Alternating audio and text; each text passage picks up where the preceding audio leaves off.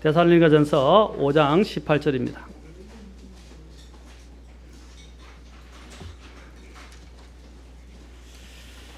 자, 다 찾으신 줄 알고 짧으니까 우리 같이 함께 한 음성으로 크게 봉독하도록 하겠습니다.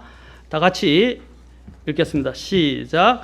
모든 일에서 감사하라. 이것이 그리스도 예수님 안에서 너희에 대한 하나님의 뜻이니라. 기도하겠습니다. 하나님 아버지, 오늘 이 시간 주의 말씀을 통해서 또한 우리에게 꼭 필요한 대로 우리의 생각과 마음들을 일깨우시고 주님 앞에 더 가까이 나아가고 진정한 영과 진리로 경배하며 주의 말씀을 받는 시간이 되도록 성령께서 주장해 주시고 인도해 주십시오. 주님의 도우심이 없으면 모든 것이 헛됩니다. 주님이 임재하시고 도우셔서 정말 이 자리가 복된 자리, 하나님의 영으로 하나님의 은혜와 하나님의 권능과 영광이 충만한 시간이 되도록 말씀을 통해서 인도해 주시옵소서. 예수님의 귀한 전함을 받들어 기도하옵나이다. 아멘. 앉으시겠습니다. 저는 오늘 그리스도인 생활의 기본, 곧 감사하는 생활에 대해서 말씀을 드리겠습니다. 우리가 항상 익히 잘 알고 있지만 저는 좀 더 상세하게 오늘 감사하는 생활에 대해서 살펴보도록 하겠습니다. 감사하는 생활은 제가 제목에도 드러난 것처럼 바로 그리스도인 생활의 기본입니다. 그런데 제가 늘 이야기했지만 그리스도인의 삶에 있어서 가장 큰 위기가 뭐냐? 저는 기본을 다지지 않을 때 신앙생활이 무너진다고 믿습니다. 초신자들이 구원을 받았을 때 가장 먼저 기억하고 배워야 하고 강조되어야 하는 게 뭐냐면 그들이 받은 구원에 대한 인식입니다. 맞습니까? 구원에 대한 인식이에요. 이 구원은 아무리 외치고 아무리 설명하고 아무리 또한 다른 사람 앞에 나누어줘도 모자랍니다. 표현해도 부족합니다. 아멘? 그 십자가의 사랑이 얼마나 큰 것입니까? 하나님이 이처럼 큰 사랑을 보여주시고 이처럼 큰 구원을 우리에게 주셨다고 말하는데 거기에 대해서 내 목이 터지고 쉬어가고 정말 평생에 그것에 대해서 노래하고 이야기를 하고 간증을 한다 할지라도 모자란다고 생각됩니다. 그 구원에 대한 인식이 우리 삶의 터닝 포인트이고 곧 삶의 전환점이며 랜드마크, 곧 우리의 지계표, 경계표가 되어야 됩니다. 그래서 그것이 우리의 삶에 딱 자리를 잡아야 되고 우리 안에 있어야 합니다. 그래서 우리는 날짜를 강조하지는 않지만 그래도 내가 구원받은 날짜나 시기를 기억하는 것은 좋은 일입니다. 이것은 영적인 싸움에 있어서 굉장히 중요한 것이에요. 내가 언제 어떻게 은혜로 정말로 구원을 받아서 새로운 인생이 되었는가 하는 부분, 새로운 피조물이 되었는가 하는 것들을 항상 기억하고 있을 때 나는 어떠한 사탄의 공격과 또 내가 혹시 실패하고 넘어지게 되더라도 결코 요동하지 않습니다. 아멘. 십자가가 항상 있어야 돼요. 그래서 이 기본이 바로 구원을 우리가 받은 이 값진 구원을 기억하는 것이고 또 그와 더불어서 감사하는 겁니다. 항상 감사하는 걸 잊지 말아야 돼요. 왜냐하면 이전에 우리가 구원받기 전의 삶과 지금 받은 삶은 완전히 새로워지고 완전히 달라졌다는 사실을 기억하셔야 돼요. 그것은 감사합니다. 그리고 또한 예수님을 섬길 때 기본 중에 하나가 또 모임에 참석하는 일들입니다. 여러분, 주님이 우리를 개개인적으로 죄의 형벌로 영원한 멸망의 지옥으로부터 구원하셨을 뿐 아니라 주님은 우리를 구원하시기 위해서 이 땅에 오셨을 뿐 아니라 교회를 세우기 위해서 오셨어요. 아멘. 그래서 교회의 모임을 등한시해서는 안 됩니다. 교회에 모이는 일은 기본이에요. 이 교회 모임에서 조금씩 벗어나가서 떨어지기 시작하면요, 신앙이 떨어지는 겁니다. 저는 율법을 말씀드린 게 아니에요. 하나의 징표를 말씀드린 것입니다. 타락하고 또한 주님께로부터 멀어가는 신자의 특징 중에 하나가 뭐냐면 주일부터 시작해서 모임에 한 번씩 빠지기 시작해요. 그래 모임이 소홀히 되기 시작합니다. 이 기본에 이것이 잘 자리 잡혀야 돼요. 그렇죠?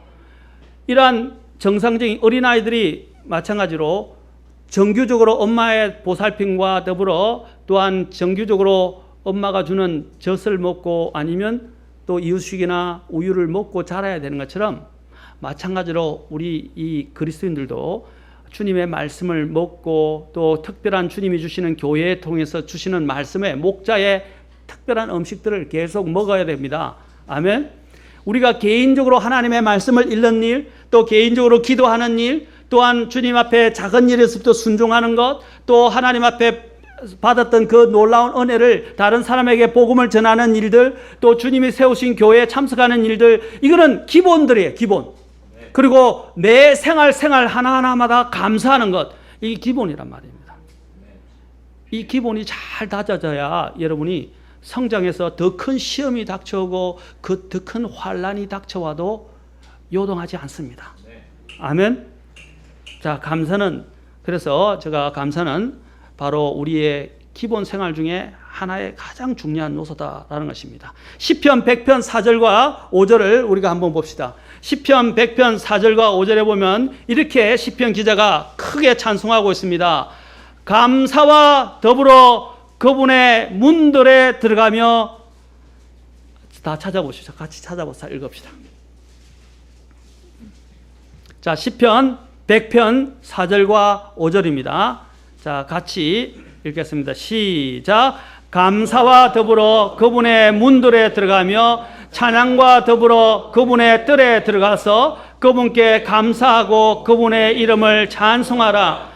주께서는 선하시도다. 그분의 긍휼은 영존하며 그분의 진리는 모든 세대에 지속되는도다. 아멘. 특별히 여러분 시편 90편에서 들어가기 시작하고 시편 100편에 들어가기 시작하면 계속적으로 찬양과 감사에 대한 내용들이 계속 나옵니다. 갈수록 점점점 더 많아지게 됩니다. 자, 보십시오. 인생이 더 깊어지고 더 하나님 앞에 가까이 이를수록 뭐가 더 나타나기 시작합니까? 감사와 찬양이 나타나기 시작한다는 것입니다. 오늘 여기 시편 100편에서는 특별히 이 전환점이 되는 시편의 장이라고 할 수 있는데 특히 4절과 5절에서 보십시오. 뭐라고 했습니까? 어떻게 그분의 문에 들어가라고 했어요? 그분의 감사와 더불어. 주님의 문에 우리가 들어갈 때 무엇과 더불어 가라고? 여기 성전에, 물론 구약의 성전의 문입니다. 또 저는 이렇게 말씀해요. 여기 이 문은 주님의 임재에 들어가는 문입니다. 이미 우리는 주님을 갖고 있지만 또 주님의 이런 충분한 임재의 교제 가운데 들어가기 위해서 해야 될, 또 주님과의 이런 경배에 들어가기 위해서 가장 먼저 성결되어야 할 요건이 뭐라고 되어 있습니까? 감사와 더불어 그분의 문들에 들어가라고 그랬어요. 그리고 찬양과 더불어 그분의 뜰에 들어가라 그랬어요. 그리고 감사하고 그분의 이름을 찬송하라. 주님 앞에 들어갈 때 무엇과 더불어 들어가라고요? 감사와 더불어. 오늘 여러분이 이 자리에 오셨을 때 감사와 더불어 오셨습니까? 감사와 함께 오셨어요. 예, 뭐 너무나 힘들고 또 오다가 부부 싸움을 하거나 또 오다가 뭐 여러 가지 안 좋은 일들, 또 아이들과 다투는 일들, 또 부득이하게 또 좋지 못한 일들이 있을 수 있어요. 나는 이해할 수 없어요. 정말 왜 이런 일들이 나에게 일어나는가 힘들 수도 있어요. 그러나 여러분, 지금 내가 힘들고 일어나는 일들은 주님께서 나에게 베푸신 그 진리를 변하게 할 수는 없어요. 아멘. 그리고 주님이 지금까지 나에게 주신 이 은혜는 내가 더 악하게 될 수 있는 상황 가운데서도 주님이 지켜 보호해 주신 것입니다. 아멘. 나는 이유를 모르지만 하나님은 완전한 뜻을 갖고 계시고 또한 그것을 우리에게 허락하신 이유가 있다는 사실입니다. 그래서 우리는 나는 이해하지 못하지만 그러나 주님 그냥 감사합니다. 아멘. 주님 오히려 나에게 주신 구원을 위해서 감사합니다. 나에게 와서 경배를 그래도 드릴 수 있도록 이렇게 허락하신 그 발걸음을 위해서 감사합니다. 나에게 주신 건강으로 인해서 감사합니다. 아멘. 감사부터 시작하라. 감사와 더불어 그분의 문, 곧 주님이 임재하시고 주님의 영광이 있는 그 성전에 이스라엘 백성들이 들어가도록 주님이 명령하신 것처럼 우리 또한 주님 앞에 갈 때 감사와 더불어 들어가자 이 말입니다. 오늘 시편 기자는 그렇게 말하고 있습니다. 감사의 정의가 무엇입니까? 구약 성경에서 감사란 말은 야다에서 나왔습니다. 그렇죠? 감사를 드리다. 또 명사는 토대, 감사를 드림이라고 표현을 하고 있습니다.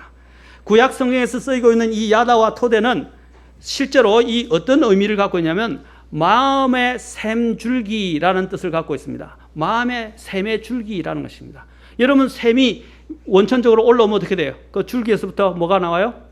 물이 속속속속 솟아 나오죠.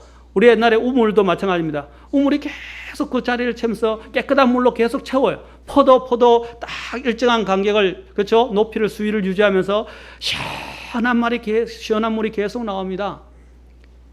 바로 이 감사라는 것은 마음속 깊은 곳에서부터 그 샘줄기가 막히지 않아서 샘줄기가 이렇게 계속 통해서 물이 나오는 것처럼 우리의 마음속에서부터, 마음의 샘줄기에서부터 감사가 나와야 된다는 것입니다. 아멘. 그래서 감사는 이 마음의 샘줄기에서 시작된 것입니다.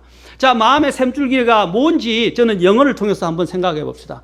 영어에서 우리가 감사하다, thank you라고 이야기해요. thank you라고 이야기할 때 이 thank이라는 단어가 어디서부터 유래되냐면 원래 어원상 think에서 왔어요. think.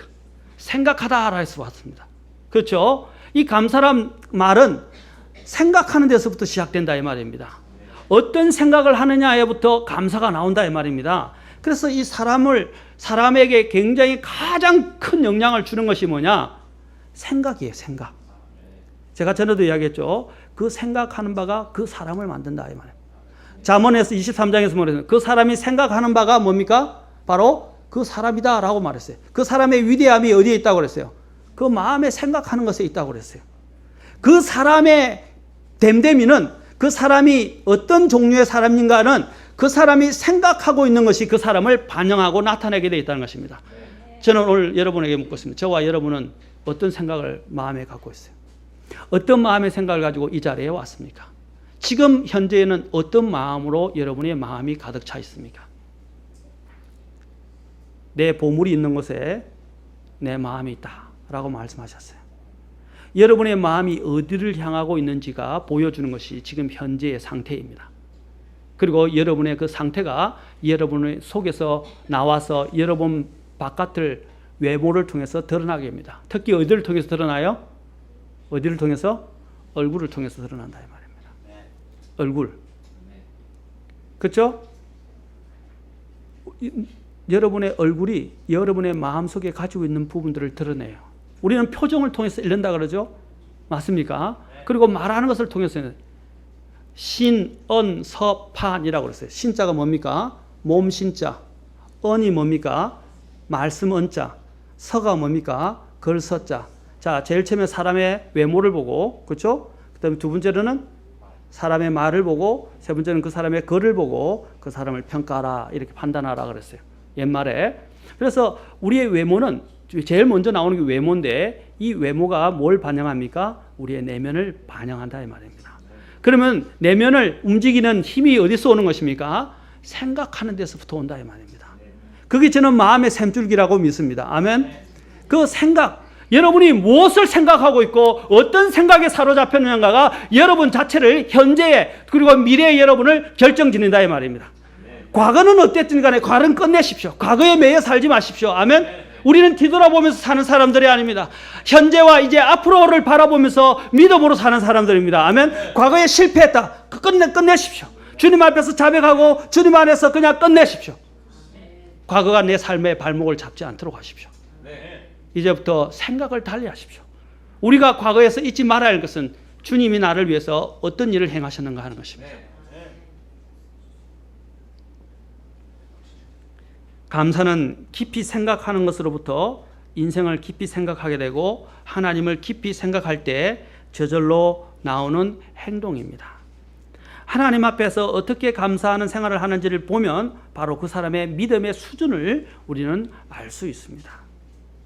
그래서 제가 한 예화를 들려드리겠습니다. 한 농부가 타작을 하고 있었습니다.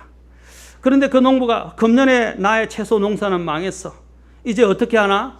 이런 생각 때문에 몹시 마음이 상해서 자기 이웃 친구에게 물었습니다. 자네 감자 농사도 망했는가? 그러자 그 친구가 아닐세. 그럼 벼농사는 어떤가? 그것도 그렇지 않다네. 그럼 옥수수 농사는 그것도 아니라네. 그건 다 잘 됐다네. 자, 계속 그 친구가 그 푸념하고 있는 사람에게 물었어요. 벼농사는 어떤가? 그럼 옥수수 농사는 어떤가? 그런데 그거는 잘 됐다네. 그러니까 그 친구가 뭐라고 하냐면 그럼 됐구만. 그래서 이 친구가 말했습니다. 왜 자네가 성공한 일에 대해서는 그리고 감사히 여겨야 할 기쁜 일에 대해서 먼저 시작하지 않는가라고 물었습니다. 그때부터 그 불쌍한 농부는 자신의 생각을 바꾸기 시작했고 감사의 제목들이 많아 보이기 시작하면서 그의 표정과 또 그의 삶 자체가 비교할 수 없을 정도로 밝아지게 되었다고 합니다. 자, 저는 긍정적인 생각, 이거 positive thinking에 대해서 말씀드린 게 아닙니다. 이거는 위험한 거예요. 로버트 슐러가 이야기한 것은 그것은 위험한 긍정적인 사고방식, 굉장히 적극적인 사고방식은 위험한 내용입니다. 저는 그걸 말하는 게 아니에요. 우리는 하나님 안에서 하나님이 나에게 허락하신 것들 중에서부터 가장 귀한 것부터 생각하기 시작하라 말입니다. 전에도 말씀드렸죠. 사람들은요 참 이상해요. 100개의 일들 중에서 99개가 잘 됐는데 한 가지 잘못되면 한 가지 잘못된 것에 사람이 낙심하게 됩니다. 엘리야를 보십시오. 엘리야가 어떻게 했습니까? 그는 얼마나 대단했습니까? 하나님이 부르셨고 놀라운 기적들을 행했고 심지어는 갈멜산에 올라가서 어떻게 해요? 바알의 그 대언자들을, 그렇죠? 아마 수백 명이 이르는 그 바알의 대언자들이 그 앞에서도 하나님 위에 하늘에서부터 불이 내려오게 하고 하나님의 놀라운 권능을 나타내 보이고 바알의 대언자들을 다 죽여버렸어요. 그렇지 않습니까? 얼마나 놀라운 일들을 행했어요. 그리고 하나님이 대단히 역사하시고 기적을 베풀어 주셨어요. 그런데 이세벨이 그를 죽이겠다고 하니까 그 여자 하나 때문에 자신의 목숨을 건지기 위해서 그 낯을 피해서 도망을 가게 됩니다. 그리고 도망갔다가 로뎀 나무 밑에서 주님 앞에 푸념하면서 나를 죽여달라고. 모든 사람이 다 주님을 배반하고 떠났고 내 혼자 남았다고 푸념하기 시작했어요. 그래서 주님이 뭘 말씀하셨어요? 바알에게 무릎 꿇지 않은 7,000명이 남아있다라고 말씀하셨습니다. 자, 보십시오.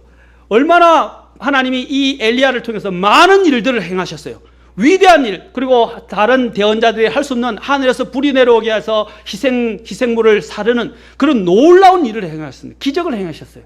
맞습니까? 수백 명이 있고 자기 혼자 있는데도 하나님이 그와 함께 하셔서 그들을 이기게 하시고 그들에게 놀라운 심판을 행하게 하셨습니다.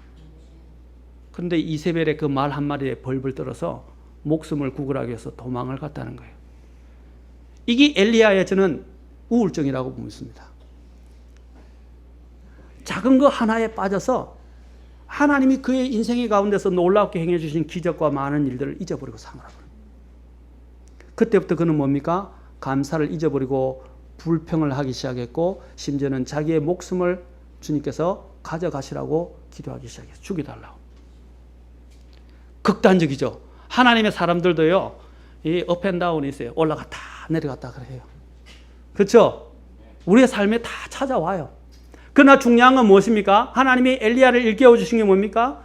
바로 엘리야의 사명입니다. 내가 여기서 무엇을 하느냐? 엘리야에 대한 사명이었어요.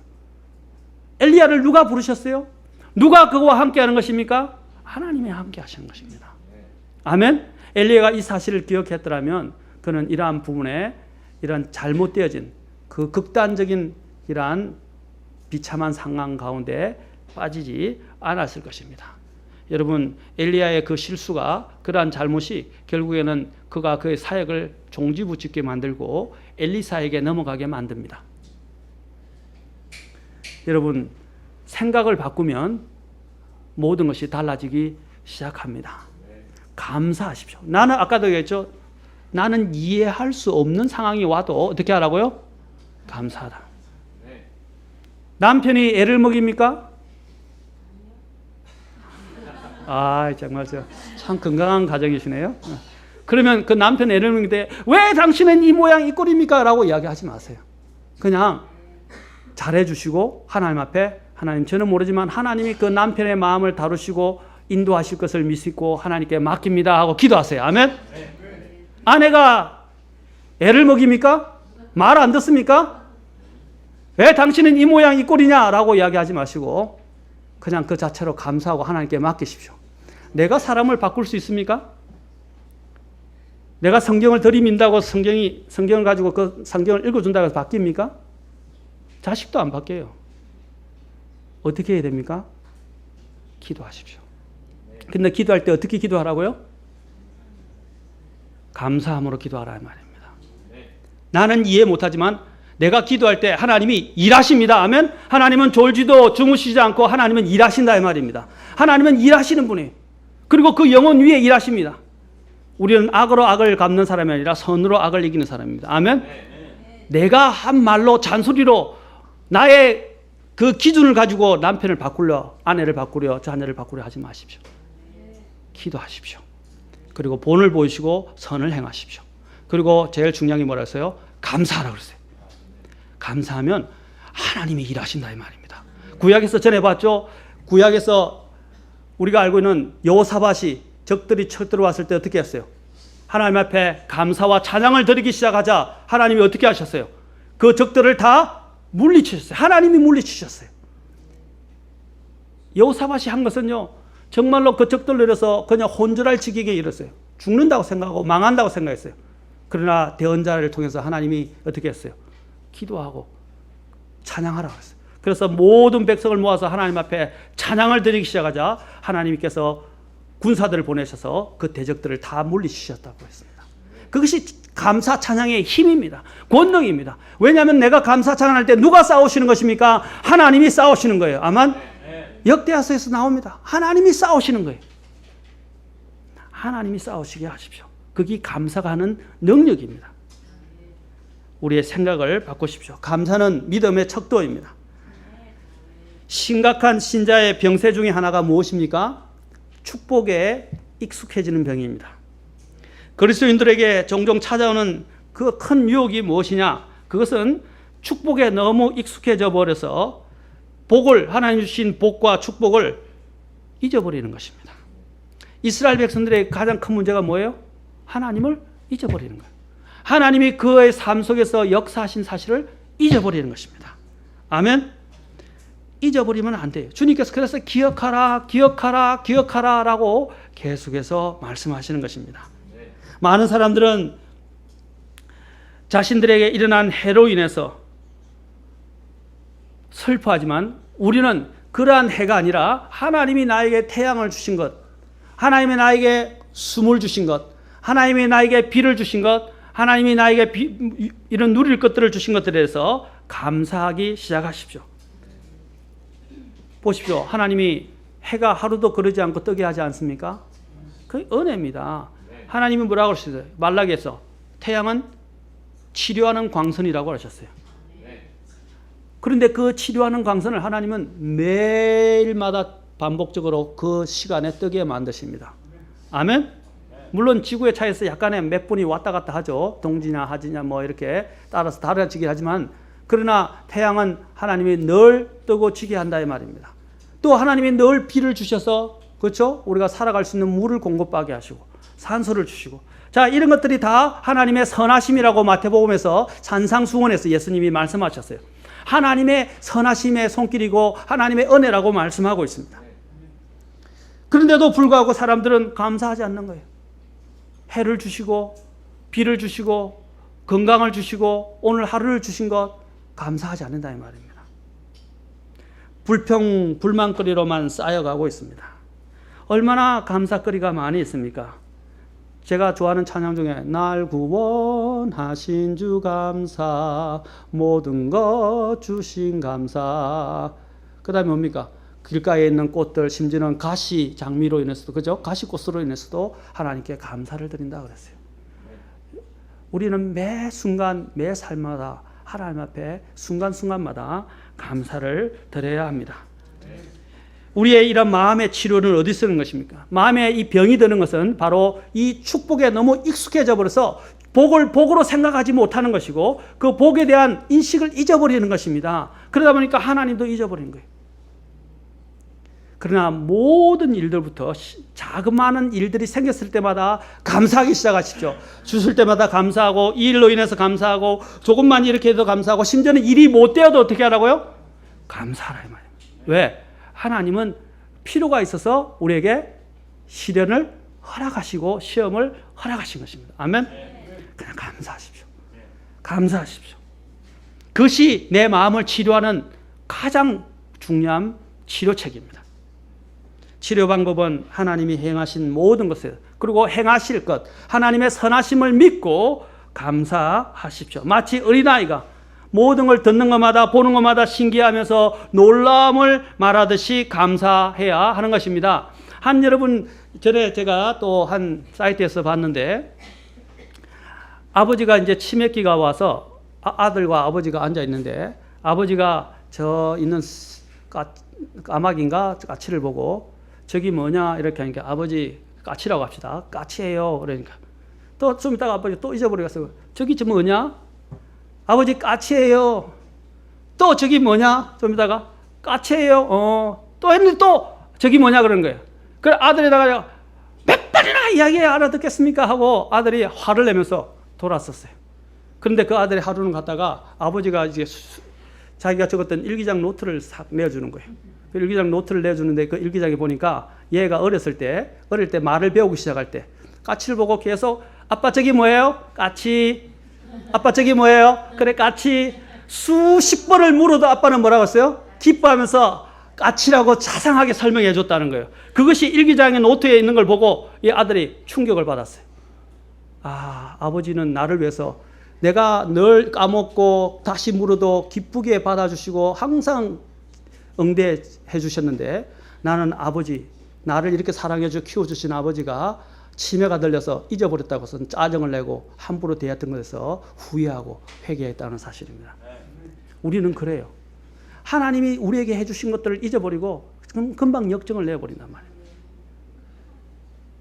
우리 인간이 이 본성이 참 못됐지 않습니까? 죄악으로 물들어 있어서 그 본성을 키우지 마십시오. 우리는 본성을 거슬려서 하나님 안에서 다시 태어난 사람들입니다. 아멘. 출발 태생이 다른 거예요. 아멘. 우리는 출발 태생이 감사로부터 시작하는 것이고 은혜로부터 시작하는 사람들입니다. 아멘. 감사하십시오. 지금부터 무엇이든지 간에 입에서 그냥 감사하시고 찬양하고 좋은 말들을, 은혜의 말들을 내뱉으십시오. 아, 짜증나, 안 돼서, 안 돼, 죽겠다, 무엇이 어쩌고 이렇게 하지 마시고 감사합니다. 감사합니다. 감사합니다. 아멘. 여러분들에게는 설교하는 게 아니라 저한테도 하는 거예요. 저도 인간인지라 때가 되면 먼저 나쁜 말부터 튀어나와요. 나쁜 또 비판부터, 나쁜 생각부터, 부정적인 것부터 나오기 시작해요. 그런데 우리는 태생이 다르다는 걸 기억하셔야 돼요. 하나님 앞에서 다시 태어난 사람들입니다. 아멘. 감사의 것을 가지고 태어난 사람들이에요. 그래서 기독교의 믿음은 감사에서부터 시작한다 해도 과언이 아닙니다.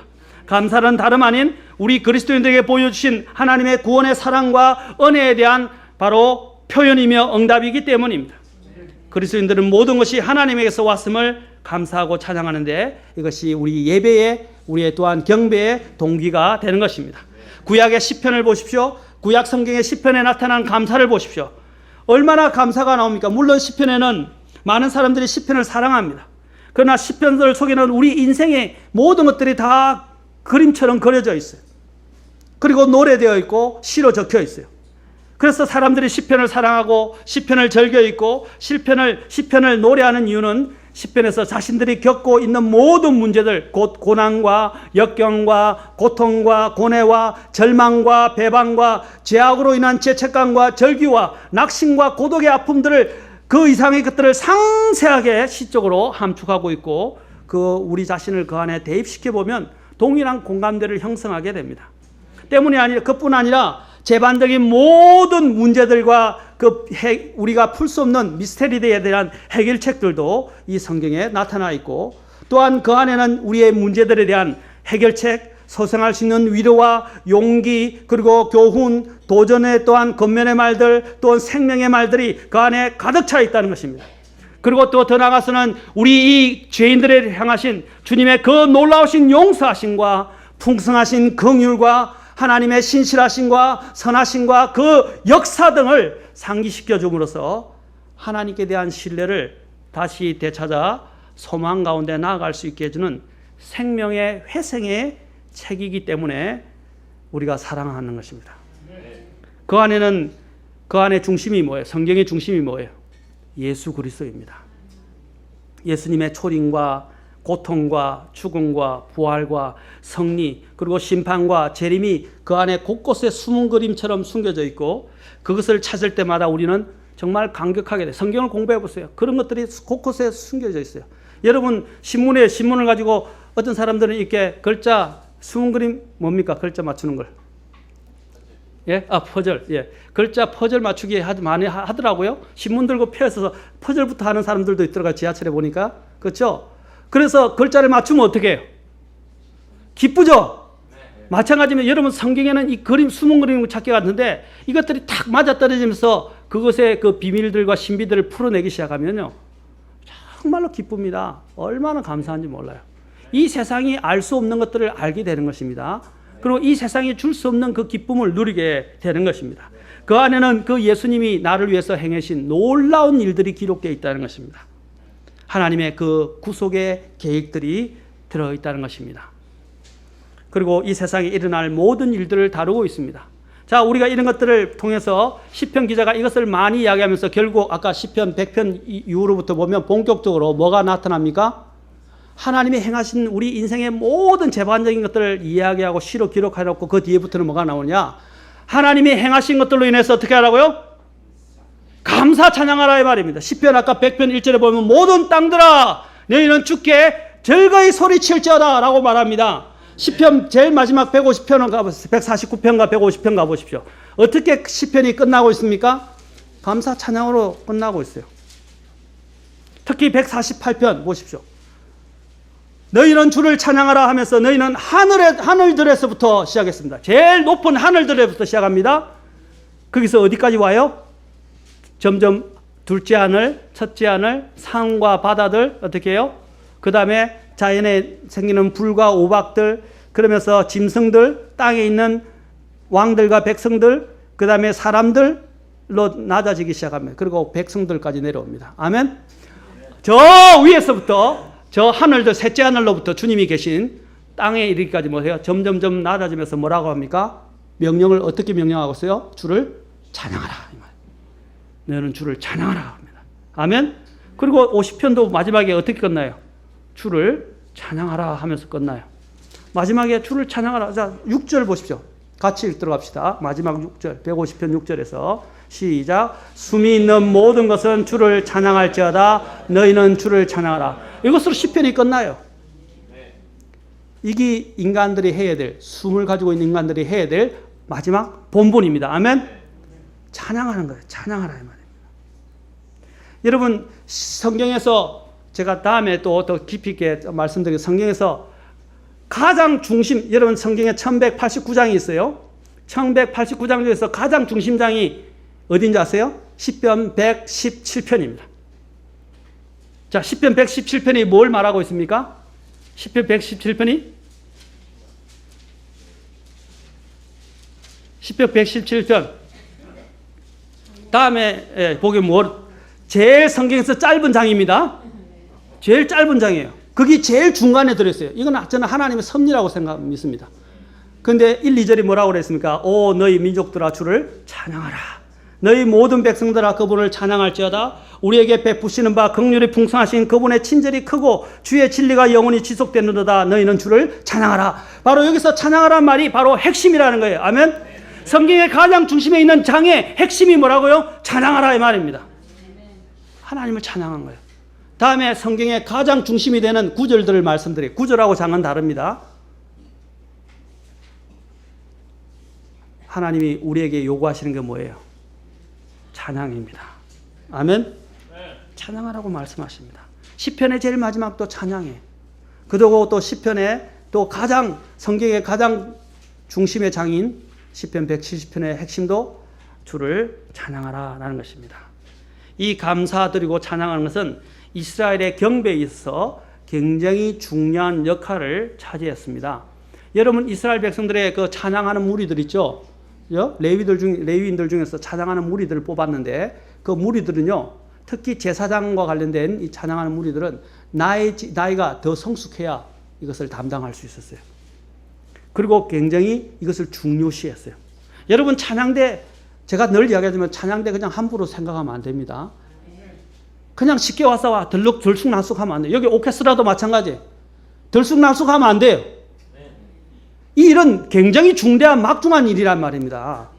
근데 오고 싶으면 오고 안 오고 싶으면 안 오고 일 있으면 안 오고 이런 식으로 되면 안 돼요. 물론 부득이한 사정이 가끔씩 생길 수 있어요. 그러나 이 일들은 그냥 소홀히 할 수 있는 일은 아니란 말입니다. 여러분 목사님이 설교를 했는데 한 번은 설교하러 왔다가 설교하러 안 왔다가 기분 나쁘다가 안 오고 아프다가 안 오고 무슨 일 생겼다가 안 오고 그러면 설교자가 자격이 있습니까 없습니까? 없어요. 부모 형제가 돌아가 그날 돌아가신 그 어떤 장례와 관련된 일, 그런 일이 아니면 자리를 비우면 안 된다 이 말입니다. 그렇죠? 구약에서 찬양대를 세우는 일을 특히 다윗이 그것을 정비했는데 굉장히 엄격하게 이 부분을 이야기하고 정비를 했습니다. 하나님 앞에 오는 일들은 특히 찬양하는 일들은 굉장히 중요하다 이 말입니다. 성경의 핵심은 찬양하라 이 말입니다. 감사를 드려. 신약 성경에서도 이스라엘 백성들에게 있어서 이것은 하나님 앞에 나올 때 반드시 그들이 가져야 될 방법이었고 또한 하나님의 명령이었습니다. 신약 성경에서도 감사는 그리스도의 대속에 대한 구속적 감사가 그 핵심을 이루고 있는 것입니다. 신약 성경에 보면 생전에 예수님을 알았던 사람들은 예수님께서 행하신 일들과 그 인격에 대해서 하나님께 감사를 드렸습니다. 사도 바울은 성도들에게 항상 명령하기를 뭐라 했어요? 감사하는 자라. 오늘 특별히 사도 바울의 저는 절정이 어디 있느냐? 오늘 데살로니가전서 5장 18절에 있는 것처럼 뭐라 했어요? 어떤 일에? 모든 일에서 감사를 드리라. 감사하라. 감사를 모든 일에서. 아까 얘기했죠? 모든 일에서. 좋은 일이든 안 좋은 일이든 기쁜 일이든 슬픈 일이든 모든 일에서 감사하라 이 말입니다. 아멘? 모든 일에서 감사. 사도 바울이 이것을 강조한 것은 그냥 즉흥적으로 나온 것이 아닙니다. 이 은혜를 아는 사람의 특징이 뭡니까? 감사하는 것입니다. 하나님 앞에 성숙한 사람, 또 영적인 사람의 특징이 뭡니까? 감사하는 것입니다. 아멘? 자, 영적으로 충만한 사람들이 어떤지, 자, 에베소서 5장 가봅시다. 에베소서 5장에서 우리가 잘 아는 구절이죠. 5장 18절에서 성령으로 충만하라 그랬어요. 자, 명령하셨어요. 5장 18절에서 술 취하지 말라. 거기에는 과다함이 있나니 오직 뭐라고 그랬어요? 성령님으로 충만하라. 자, 성령님으로 충만한 사람, 주님의 임재와 주님으로 충만한 사람의 성숙한 사람, 영적인 사람의 특징을 이야기하면 영적인 사람의 특징 19절부터 보세요. 시와 찬송가와 영적인 노래로 너희 자신에게 말하며 누구에게 말한다고요? 지금은 너희 자신에게 먼저. 그 다음에 너희 마음속에서 주께 노래하고 선율들을 만들며 모든 일로 인해 우리 주 예수 그리스도의 이름으로 항상 하나님 아버지께 어떻게 하고요? 감사하고. 어떤 일로 인해서? 모든 일들로 인해서. 아멘? 모든 일들. 여기서 모든 일이라고 말하고 있습니다. 자, 이 감사하는 것은 하나님의 임재가 충만한 사람, 곧 하나님의 영으로 충만한 사람, 주님께 영적인 사람들은 항상 감사가 흘러나오게 되어 있습니다. 아멘? 여러분이 그 사람이 영적인가 아닌가에 가늠하는 하나의 보이는 자라고 이야기한다면 입술의 말 보면, 얼굴과 입술의 말을 보면 알 수 있어요. 말할 때 감사가 나오는지 불평과 비방과 비평과 이런 그런 잘못되어진 이런 부정적인 말들이 나오는지, 은혜의 말들과 기쁨과 간정과 찬송하는 말이 나오는지를 보면 알 수 있습니다. 아멘? 저도 목회자지만 어떤 때는 이 참 인간인지라 부족해서 저에게도 부정적인 말이 저도 모르게 팍팍 튀어나올 때가 많이 있어요. 그럴 때 또 하고 난 다음에 후회가 돼요. 아, 그러면 안 되는데. 하나님이 모든 걸 허락해 주시고 또 나에게 누릴 것들을 더 많이 주셨는데 내가 왜 이렇게 하고 있는가. 그렇죠? 그래 회개하고 돌이킵니다. 아멘? 저도 실수해요. 저도 실수합니다. 그러나 실수를 한다고 해서 실수를 어떻게 합리화시키면 안 되고 어떻게 해요? 빨리 고치셔야 돼요. 빨리 고치시고 이러면 안 되지. 하나님이 얼마나 좋은 것들로 나에게 인생에 채워주시고 허락해 주셨는가. 아멘. 감사를 잃어버리는 것 중에 하나가 뭡니까? 다른 사람과 비교하는 거예요. 참 인간이 나쁜 버릇 중에 하나가 뭐냐면 다른 사람과 비교하는 거예요. 자식들도 다른 사람과 비교하지 마시고요. 남편도 다른 남편과 비교하지 마시고, 여러분 어떤 사람이 그러다가 참 좋으신 분과 삽니다 이러니까 살아보세요 그럽니다. 다른 사람은 이게 진짜 너무 좋은 남편 같아요. 그렇죠? 야, 저런 남편이 내 남편이었더라면, 저런 아내가 내 아내였더라면, 그러니까 뭐라는지 살아보세요. 어떤 분한테 이랬습니다. 야, 참 제가 이전에 있던 교회에서 한 형제님에게 딸이 너무 성숙하고 이쁘고 순종적이고 잘해요. 그래서 우리 딸들도 저런 딸처럼 잘 자라면 좋겠습니다. 참 너무 이쁘고 그렇게 저와 같은 딸이 되도록 기도하고 싶습니다. 하니까 뭐라는지 아세요? 같이 며칠만 살아보세요 그러더라고요. 자, 실제로 우리가 살아보면 우리가 볼 때는 그것이 좋은 것만 보이기 때문에 그런데 같이 살면 다른 문제입니다. 그렇죠? 제가 말하는 요지는 비교하지 말라 이 말입니다. 있는 것 자체로 하나님이 주신 것들로 인해서 감사하십시오. 아멘. 그리고 감사하고 하나님께 맡기기 시작하면 하나님이 일하시기 시작하시고 하나님이 징계하실 필요가 있으면 징계하실 것입니다. 적절한 때에. 아멘. 감사는 마지막 때에 이 감사를 잃어버리는 일들은 마지막 때의 특징 중에 하나입니다. 디모데후서로 잠깐 가보겠습니다. 디모데후서 3장 1절부터 5절에 보십시오. 자, 디모데후서 3장 1절부터 마지막 때에 어떻게 됩니까? 사람들이 감사를 잃어버린다는 것입니다. 자, 보십시오. 또한 디모데후서 3장 1절 또한 이것을 알라 즉 마지막 날들에 위험한 때가 이르리라 사람들이 자기를 사랑하며 탐욕을 부리며 자랑하며 교만하며 신성모독하며 부모에게 불순종하며 뭐라고 그래요? 감사하지 아니하며 거룩하지 아니하며. 마지막 때 위험한 때의 특징 중에 하나가 감사가 없어지는 겁니다. 감사가. 아멘. 우리 자녀들 내가 가난하다고 해서 불평하지 마세요. 아멘. 하나님이 주신 채 내가 지금 북한에 태어나지 않은 것만 더 감사한 거예요. 저 아프리카 난민 그 아프리카 애들이 있는 그게 굶어 죽어가는 그 아이들 가운데서 태어나지 않은 거 감사한 겁니다. 맞습니까? 우리 자녀들도 비교해. 우리 집이 저런 집이었더라면 좀 더 잘 살았더라면 그렇게 생각하면 안 돼요. 더 어렵게 살은 사람들도 있고 그 중에서도 감사하는 사람들이 있다는 사실입니다. 아멘. 마지막 때의 현상 중에 하나가 감사를 잃어버리는 거예요. 디모데전서 4장 1절에도 4장 3절에도 보면 모든 걸 하나님이 지으셨으니까 어떻게 해요? 진리를 믿고 아는 자들이 감사함으로 받게 하셨다 그랬어요. 음식물로 인해서 말씀하고 있습니다. 모든 것들을 다 감사함으로 받으면 버릴 것이 없다는 거예요. 감사는 창조주이자 구속자이신 하나님께 대한 신자의 올바른 마음의 표현입니다. 아멘. 우리는 종종 하나님께서 다 아시겠지 하면서 변명과 합리화로 입술로 감사를 표현하지 않는 경우가 있습니다. 여러분 제가 말씀드리지만 표현하셔야 돼요. 아멘. 표현하셔야 돼요. 요즘 우리 한 형제님이 자매님에게 늘 표현을 하더라고요. 뭐 대중들 앞에서 집에 밖에서만 그런지 모르겠는데 대중들 앞에서 사람들 앞에서 늘 아내를 만난 것, 아내를 주신 것 감사하다고 늘 표현을 하더라고요. 근데 그때만 표현하지 말고 아내와 있을 때도 표현하십시오. 저도 이 집사람한테 표현하는 게 많이 참 어색하고 힘들었어요. 근데 요즘은 자주 표현합니다. 그렇죠? 요즘 백허그도 하고요. 자주 표현합니다. 우리 아이들이 아이 닭살도다 이렇게 하는데 표현을 해요. 감사한 걸 표현하셔야 됩니다. 아멘. 자, 그러면 히브리서 13장으로 다시 한번 왜 표현을 해내는지 한번 봅시다. 히브리서 13장 시간상 제가 많이 줄이고 같이 13장으로 가봅시다. 13장 15절과 16절 같이 한 음성으로 읽도록 하겠습니다. 13장 15절과 16절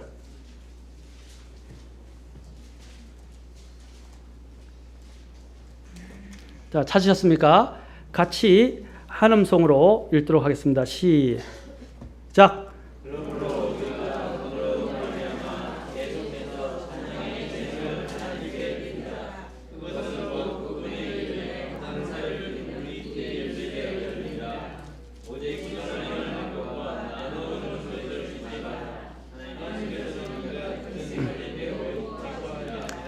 16절에 이 같은 희생이라고 이렇게 단수로 되어 있는 것처럼 보이는데 킹제임 성경은 이 같은 희생들이라고 복수로 되어 있습니다. 그래서 선을 행하고 나눠주는 것뿐 아니라 15절에 뭐라고 그랬어요? 찬양의 희생을 감사와 더불어 주님 앞에 이 입술의 열매를 맺는 것이 뭐라고 그랬어요? 하나님이 이 같은 희생이라고 그랬어요. 희생. 여러분이 하나님 앞에 헌물을 갖다 드리고 헌금을 드리고 예배에 나오는 것만이 하나님이 받으시는 게 아니에요. 하나님이 받으시는 희생 중에 하나가 뭐라고 했어요? 감사 찬양을 드리는 거라고 말하고 있어요. 입술에 뭐라고 그랬어요? 입술에 열매. 감사를 드리는 입술의 열매가 바로 찬양의 희생을 드리는 것입니다. 아멘? 입술의 열매란 말은 뭐예요? 말로 표현하는 것이죠. 맞습니까? 표현하십시오. 다음부터 오늘 형제 자매들 보면 형제 자매님들에서 하나님 감사합니다. 형제 자매님을 주신 것으로 해서 감사합니다. 형제님 사랑합니다. 감사합니다. 또 하나님 앞에도 표현하라 이 말입니다. 아멘? 표현 알겠으겠어요? 우리가 여기에 우리 자매님들 중에 한 분, 저는 사람들을 관찰을 잘합니다. 안 보는 것 같아 다 보고 있어요. 근데 우리 자매님들 중에는 어떤 분들은 인사할 때나 어떻게 할 때마다 항상 포옹을 하더라고요. 그냥 저는 일부러 포옹한다고 생각 안 합니다. 저는 그 마음에 있는 것들을 그대로 표현한다고 생각합니다. 아멘? 표현하면 기분이 좋아요, 안 좋아요? 좋죠? 누군가가 나에게 표현을 해주면 좋아요, 안 좋아요? 좋아요. 기분이 좋아져요. 내가 다른 사람을 기분을 좀 좋게 해주는 사람이 되십시오. 아멘? 그냥 먹석같이 앉아가 가만히 이게 마치 돌을 닦는 사람처럼 그렇게 있지 마세요. 좀 표현하세요. 정말 반가운 표정을 짓고요. 손도 이렇게 악수만 하고 손으로 딱 포기해서 손을 좀 잡아주시고요. 정말 기쁘면서 얼굴 화색을 띠면서 표현을 좀 하세요. 아멘? 하나님 앞에서도 마찬가지예요. 표현을 하세요. 표현. 이제부터 경상도 사람이다 이런 말은 하지 마세요. 합줄이 말해서는 경상도 전라도 없어요. 아멘? 뭐 경상도 사람은 그런 걸 할 줄 모른다. 그런 거 없어요. 그냥 표현하세요. 아멘? 그리고 표현을 주님 앞에 찬양하십시오. 감사하십시오. 매사에 형제 자매로 인해서 감사, 내게 해주신 일들로 인해서 또 내게 일어난 자그마한 일들로 인해서도 감사를 표현하십시오. 이게 그리스도의 삶에 풍성해지면요, 내가 달라지는 것을 느끼게 됩니다. 아멘?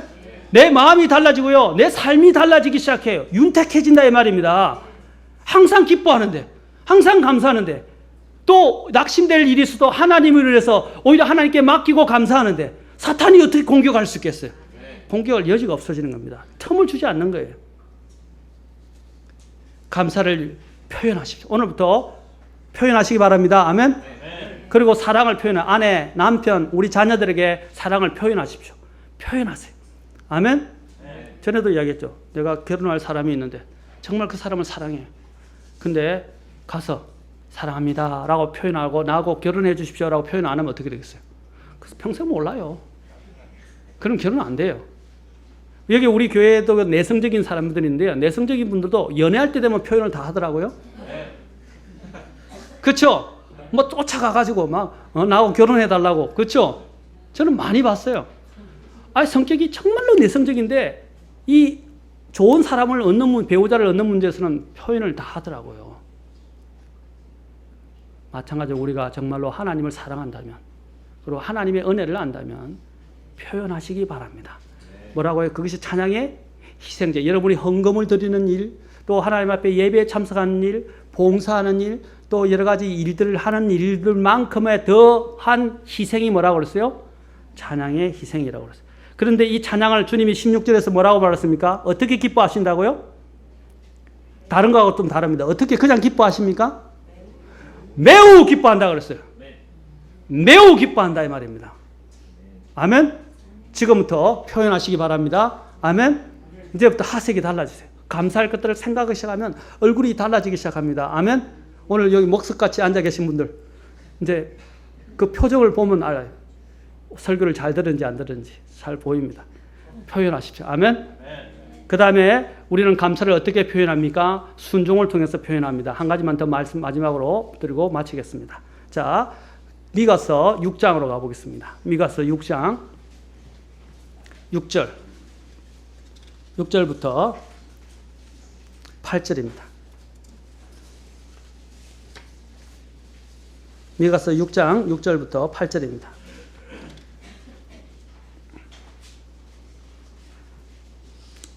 자, 같이 읽도록 하겠습니다. 시작. 내가 무엇을 가지고 주 앞에 가며 높으신 하나님 앞에서 절을 할까? 내가 번제 헌물과 일련된 송아지를 가지고 그분 앞에 갈까? 주께서 수천의 순양이나 수만의 강물 같은 기름을 기뻐하실까? 내가 내 범법으로 인하여 내 맏아들을 내 혼의 죄로 인하여 내 몸의 열매를 드릴까? 오 사람아, 그분께서 무엇이 선한 것인지 내게 보이셨나니 주께서 내게 요구하시는 것은 오직 의롭게 행하고 긍휼을 사랑하며 겸손하게 내 하나님과 함께 걷는 것이 아니냐. 하나님과 동행하는 것, 하나님께 순종하는 것, 그렇죠? 하나님이 요구하시는 것은 번제 헌물보다 수천의 순양이나 수만의 강물 같은 기름보다도 하나님은 뭘 원하신다고요? 바로 순종을 원하신다 이 말입니다. 하나님과 함께 동행하는 걸 더 원하신다 이 말입니다. 아멘. 그래서 감사를 입술의 고백을 통해서 그리고 순종을 통해서 표현하시기 바랍니다. 호텔에서 한 할머니가 청소를 하고 있었는데 일이 너무 고되었어요. 매일 아침 6시에 나와서 하루 종일 쉬지 않고 바닥을 닦습니다. 하루는 한 손님이 할머니에게 힘들지요? 예, 힘들어요. 주일에도 하십니까? 아닙니다. 쉽니다. 그러면 하루 종일 밀린 잠을 잘 수 있겠군요. 대답은 의외로 예상 밖이었습니다. 아니요. 주일에는요. 손자를 데리고 교회에 가느라 더 일찍 일어나야 된답니다. 손님은 한심한 표정으로 할머니를 보았습니다. 그리고 말했습니다. 아니 일요일에 주일에도 그렇다니 노는 날 잠이라도 자고 쉬어야지 그렇게 하고 어떻게 몸이 견딥니까? 할머니의 대답은 단호했습니다. 아닙니다. 그 한날 교회를 가야 나머지 엿새 동안 일을 할 수 있습니다. 그렇지 않고는 견뎌낼 수가 없어요. 이 가난한 할머니에게 주일에 이 예배는 삶의 힘을 공급받는 바로 그에게 있어서 굉장히 가장 중요한 시간이었던 것이었습니다. 하루라도 쉬어야 건강을 유지할 것 아닙니까? 이런 생각은 신자들도 똑같이 합니다. 쉰다는 점에서 뭐 잘못이 없어요. 그러나 생각해 보십시오. 그렇게 자기의 목숨이 붙어 있는 동안 그 힘을 모으고 아껴서 하루 동안 연명한다 할지라도 결국 종착역은 죽음입니다. 과연 이렇게 살다가 그냥 끝내버릴 것입니까? 쉰다는 것은 물론 문제가 되지는 않습니다만은 그러나 쉬는 것만이 육체적으로 쉬는 것만이 능사가 아니라는 생각, 바로 그 생각이 문제입니다. 쉬는 것만이 능사라는 생각이 문제인 것입니다. 하루 쉬고 일주일 나가서 일한다면 얼마나 비참합니까? 쉬는 것보다 더 중요한 것은 영적인 생명을 공급받는 것입니다. 육신은 쉬어야 합니다. 그런데 하나님이 그래서 주 5일째를 주셨지 않습니까? 물론 우리 형제님 중에는 뭐 토요일도 못 쉬는 분들도 계십니다만은 주 5일째 주었으니까 얼마나 좋아요. 토요일을 쉬고 주일날은 또 영적으로 쉬고 주님 앞에 경배와 찬양을 드리는 이 일. 여러분이 영이 건강해지십시오. 피곤함에 싹 물러갑니다. 아멘. 그리고 영적으로 이렇게 충만하면요. 아무리 몸이 고달프고 힘들어도요. 그것이 고달픔과 힘듦으로 느껴지지 않습니다. 아멘. 기쁨이 된다 이 말입니다. 아멘. 저도 군대 생활할 때 교회 가는 것이 최고 기쁨이었어요. 다른 사람들은 자고 막 쉬고 그렇게 하는데 저는 교회 갔었어요. 그 교회 갔는데 얼마나 기쁜지 아십니까? 교회 안 가면 죽을 것 같았어요. 교회 갔었어요. 그래서 교회에서 충전되니까 모든 걸 이길 수 있었어요. 여러분 그것이 충만한 사람, 성숙한 사람의 특징이고 하나님을 은혜를 아는 사람의 특징입니다. 오늘 이 시간부터 여러분 주님 앞에 잊지 마시고 감사의 이 입술의 찬양의 열매를 주님 앞에 희생을 드리는 저와 여러분이 되기를 바라고 항상 또 감사 가운데 주님 앞에 순종함으로써 주님을 기쁘게 하시는 저와 여러분이 되기를 바랍니다. 주님께 연락받기를 바랍니다. 오늘부터 어떤 문제든지 아까 적은 일이든 큰 일이든 좋은 일이든 나쁜 일이든 하나님 앞에 감사를 표현하시고 감사와 더불어 하나님을 찬양하면서 주님을 높여주시면 하나님께서 여러분의 삶 속에서 놀랍게 기적적으로 일하실 것입니다. 기도하시겠습니다.